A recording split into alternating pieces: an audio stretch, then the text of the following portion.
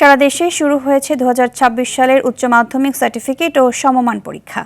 9টি সাধারণ শিক্ষা বোর্ডে অভিন্ন প্রশ্নপত্রে পরীক্ষা অনুষ্ঠিত হচ্ছে।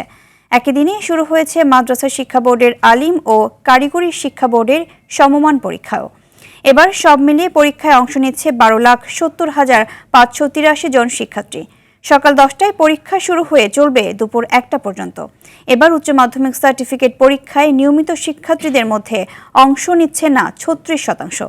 অতীতের মতো প্রশ্ন ফাঁস সহ যে কোনো অনিয়ম ঠেকাতে বোর্ডগুলো থেকে কঠোর নজরদারি রাখা হয়েছে।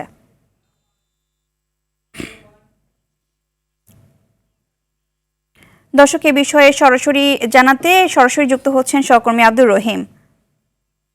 রহিম, আপনি এখন কোন কেন্দ্রে আছেন এবং সেখানকার সার্বিক চিত্র কি দেখছেন এবং সেখানে কোনো অপ্রীতিকর ঘটনা ঘটেছে কিনা জানাবেন।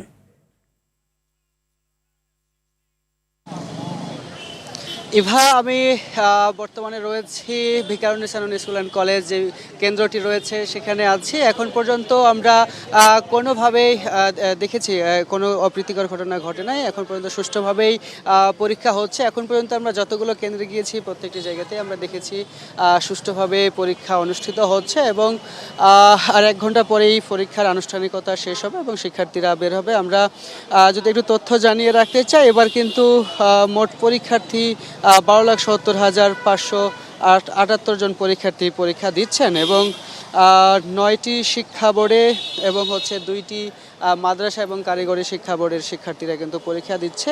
একটি তথ্য জানিয়ে রাখতে চাই, মোট শিক্ষার্থীদের মধ্যে 5,77,308 জন কিন্তু ছাত্রী রয়েছে এবং 4,92,406 জন ছাত্র।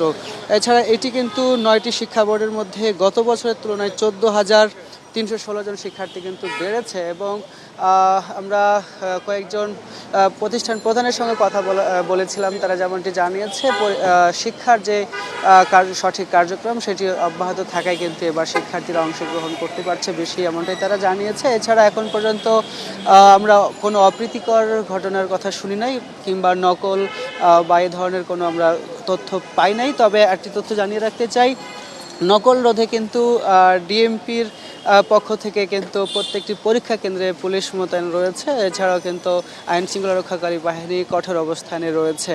এছাড়া আমরা যেমনটি দেখেছি, বাইরে কিন্তু পরীক্ষার্থীদের অভিভাবকরা অবস্থান করছেন এবং তারা অপেক্ষা করছেন যে শিক্ষার্থীরা পরীক্ষা শেষ করে বের হলে তারা তাদের সেই সন্তানদেরকে রিসিভ করবেন। তো সব মিলিয়ে বলা যায় যে এখন পর্যন্ত পরীক্ষা কেন্দ্রগুলোতে সুষ্ঠুভাবে পরীক্ষা অনুষ্ঠিত হচ্ছে এবং এটি সকাল 10টা থেকে দুপুর 1টা পর্যন্ত অনুষ্ঠিত হবে। তো এই ছিল আমার কাছে ভিকারুননিসা নূন স্কুল অ্যান্ড কলেজের কেন্দ্র থেকে সবশেষ। ইভা, ধন্যবাদ আপনাকে।